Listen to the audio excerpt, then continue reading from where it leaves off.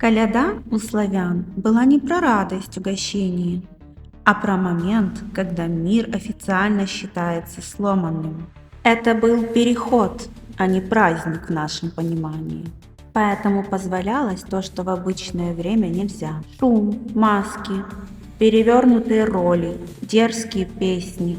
Люди как бы признавали, что прежняя жизнь закончилась, и дальше все будет собрано заново. Коляда учила не держаться за старое только потому, что оно привычно. В эти дни человек мог выйти из своей роли, стать кем-то другим, посмотреть на себя со стороны. Это было безопасное время хаоса, когда разрушение считалось частью обновления, не угрозой, и именно поэтому к празднику относились серьезно, а не как к развлечению. Коляда напоминала, что порядок ценен только тогда, когда ты умеешь его отпускать и собирать заново.